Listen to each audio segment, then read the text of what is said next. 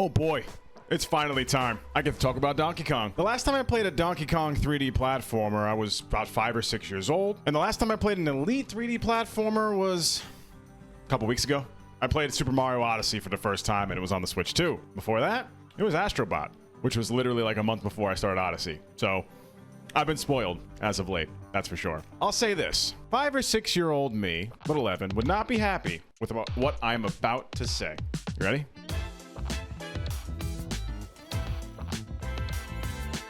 Donkey Kong Bonanza is not only the successor to Donkey Kong 64, it is a better video game in every conceivable way.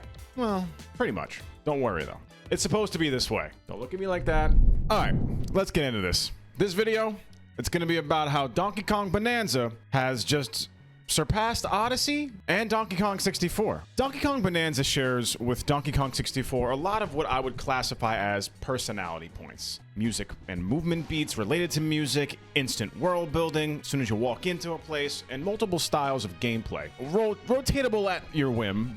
Well, sort of, for Donkey Kong 64, that is. But this time around, you can access these different styles of gameplay in the shape of forms in Bonanza. Little alternate Bonanza forms at will. No more random ass barrels that you have to backtrack all the way 7 years into the past to find. It was a little cumbersome. You can kind of do your own thing now. While I might give the point to DK64, if I could call it that, for having these alternate gameplay styles being linked to other Kongs, that choice right there, me giving them that point, it would be fueled by nostalgia. It is objectively better, in my opinion, to have Donkey Kong transform into Super Saiyan DK or a literal flying ostrich at will, wherever you are. It centralizes things a bit. It's more cohesive. Although rescuing Donkey Kong, or each Donkey Kong, or Kong form in DK64 was so cool, man. Not Kong form, rescuing each Donkey Kong. And while my brain still leans a little towards DK64 having unlockable sections of a hub world that lead to unique biomes, I do think that story-wise, Bonanza's transitions from world to world or biome to biome make much more sense. As you sort of plummet down to the center of the earth, it just makes more sense, right? It follows a little continuity. DK64 was much more storybook-esque, while Bonanza gets to the point, or it gets the point across, all the biomes, it feels like a part of the same world. It could be described as somewhat linear, but I'd probably use the word logical. It's logical in Bonanza. Oh, side point, I'll also admit, I never fully beat DK64. Give me a break. I was 5. My sister was 7, so she had no excuse. Doesn't matter. I've watched enough YouTube retrospectives to supplement my 76% completed save file on my cartridge for my Nintendo 64. Both of which are no longer in my possession, and it haunts me to this day. Not a conversation or a story that we'll have now.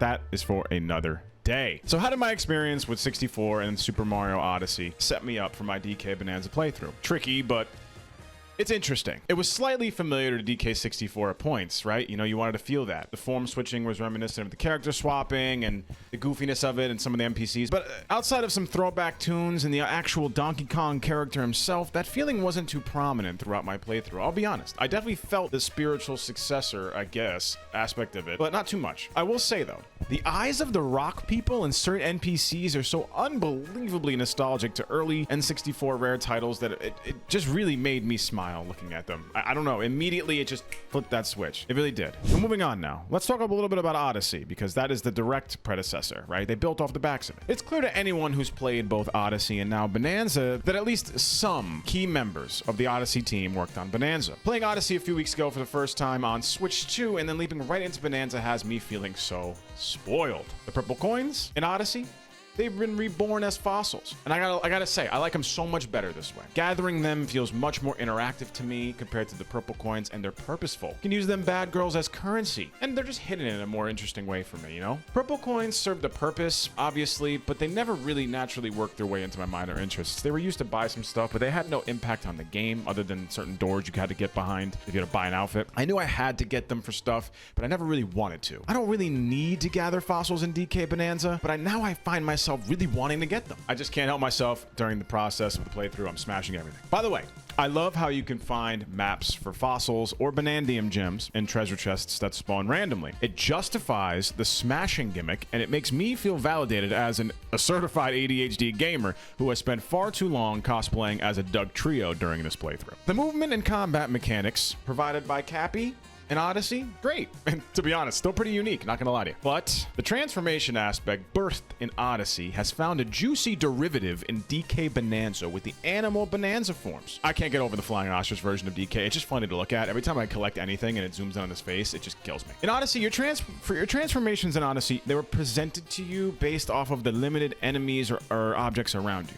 In Bonanza, I could transform these forms at will wherever I am. It just becomes a new pitch in my arsenal. I can throw it whenever I want. It's a new curveball I can add. It's hard to argue with that sense of growth and progression throughout a playthrough, right? I don't feel as limited. In all seriousness, even though I have made my points about DK Bonanza, probably surpassing DK64 in Odyssey, I do want to rephrase it a bit. Bonanza took the torch from DK64. It's now the peak of the franchise for me. Sorry.